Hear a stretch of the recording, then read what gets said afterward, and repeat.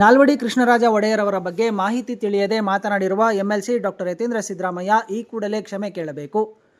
ಕನ್ನಡಾಂಬೆ ರಕ್ಷಣಾ ವೇದಿಕೆ ಸಂಸ್ಥಾಪಕ ರಾಜ್ಯಾಧ್ಯಕ್ಷ ರಾಜಶೇಖರ್ ನಗರದ ಹಳೆ ಜಿಲ್ಲಾಧಿಕಾರಿ ಕಚೇರಿ ಮುಂಭಾಗ ಪ್ರತಿಭಟನೆ ನಡೆಸಿರುವ ಕನ್ನಡಾಂಬೆ ರಕ್ಷಣಾ ವೇದಿಕೆಯ ರಾಜ್ಯಾಧ್ಯಕ್ಷರಾದ ರಾಜಶೇಖರ್ ಅವರು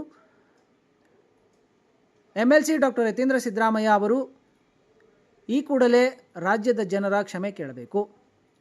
ನಾಲ್ವಡಿ ಕೃಷ್ಣರಾಜ ಒಡೆಯರ್ ಅವರ ಇತಿಹಾಸ ಅರಿಯದೆ ನಾಲಿಗೆ ಹರಿಬಿಟ್ಟಿರುವ ಯತೀಂದ್ರ ಸಿದ್ದರಾಮಯ್ಯ ಧಿಕ್ಕಾರ ಎಂದು ತಮ್ಮ ಆಕ್ರೋಶವನ್ನು ವ್ಯಕ್ತಪಡಿಸಿದ್ದಾರೆ. ಇದೇ ವೇಳೆ ಮಾಧ್ಯಮಗಳ ಜೊತೆ ಮಾತನಾಡಿದ ಅವರು,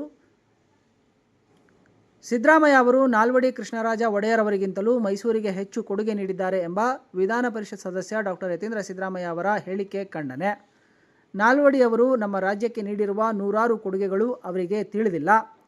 ಶಿಕ್ಷಣ, ನೀರಾವರಿ, ಕೈಗಾರಿಕೆ, ಕಾರ್ಖಾನೆಗಳು, ಪ್ರಜೆಗಳಿಗೆ ಸಾಮಾಜಿಕ ನ್ಯಾಯ ಅಂದಿನ ಕಾಲದಲ್ಲೇ ಅವರು ನೀಡಿದ್ದಾರೆ. ಅಂಥವರ ಬಗ್ಗೆ ಮಾತನಾಡುವ ಮುಂಚೆ ಪರಿಜ್ಞಾನ ಇರಬೇಕು. ಅವರ ಇತಿಹಾಸ ತಿಳಿಯದೆ ಅವಿವೇಕಿ ರೀತಿ ಮಾತನಾಡಿರುವ ಡಾಕ್ಟರ್ ಯತೀಂದ್ರ ಸಿದ್ದರಾಮಯ್ಯ ಈ ಕೂಡಲೇ ಕ್ಷಮೆ ಕೇಳಬೇಕೆಂದು ವಾಗ್ದಾಳಿ ನಡೆಸಿದ್ದಾರೆ.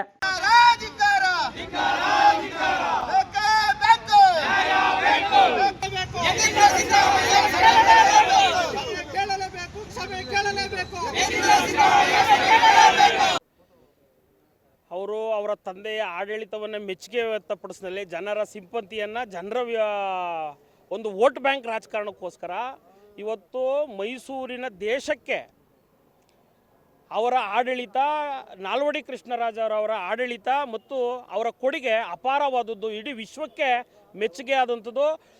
ಮತ್ತು ಮೈಸೂರನ್ನು ಇಡೀ ವಿಶ್ವವ್ಯಾಪ್ತಿಯಲ್ಲಿ ಅಭಿವೃದ್ಧಿಲಿ ನಾಲ್ವಡಿ ಕೃಷ್ಣರಾಜ ಅವರು ಇದ್ದಂಥ ಕಾಲದಲ್ಲೇ ಅಭಿವೃದ್ಧಿಯನ್ನು ಮಾಡಿದಂತಹ ಮೈಸೂರು ರಾಜಮನೆತನದ ಬಗ್ಗೆ ಇವರು ಮಾತನಾಡಿರೋದು ಭಾಳ ಖಂಡನೀಯ. ದಯಮಾಡಿ ಇವತ್ತಿನ ರಾಜಕಾರಣಿಗಳು ದೇಶದಲ್ಲೆಲ್ಲ ಇಡೀ ಪ್ರಪಂಚದಲ್ಲಿ ನಾಲ್ವಡಿ ಕೃಷ್ಣರಾಜ ಒಡೆಯರ್ ಅವರಿಗೆ ಹೋಲಿಕೆ ಮಾಡಿಕೊಳ್ಳುವಂತಹ ಯಾವ ರಾಜಕಾರಣಿಗಳು ಇಲ್ಲ. ಅವರ ಕಾಲಿನ ಧೂಳಿಗೂ ಇವತ್ತಿನ ರಾಜಕಾರಣಿಗಳು ಸಮ ಯಾರೂ ಇಲ್ಲ. ದಯಮಾಡಿ ನೀವು ಇಂತಹ ಹುಚ್ಚು ಹೇಳಿಕೆಗಳನ್ನು ಬಿಟ್ಟು ಇತಿಹಾಸ ಗೊತ್ತಿಲ್ಲದೆ ಮಾತನಾಡೋದನ್ನು ದಯಮಾಡಿ ನಿಲ್ಲಿಸಬೇಕು. ಇಲ್ಲ ಅಂತಂದರೆ ಜನರು ಇದಕ್ಕೆ ರಾಜಮನೆತ ಆಳ್ವಿಕೆಯಲ್ಲಿ ರಾಜರ ಮನೆತನದ ಹಂಗನ್ನು ಇಟ್ಕೊಂಡು ಇವತ್ತು ಕೋಟ್ಯಾಂತರ ಜನ, ಲಕ್ಷಾಂತರ ಜನ ಇವತ್ತು ಅನ್ನವನ್ನು ತಿಂತಿದ್ದಾರೆ. ಇವತ್ತು ಕಾವೇರಿ ನೀರು ಕುಡಿತಾ ಇರೋದು ರಾಜರ ಕೊಡುಗೆ. ಇವತ್ತು ಬೀದಿ ದೀಪಗಳಿರ್ಬೋದು, ಅದು ರಾಜರ ಕೊಡುಗೆ.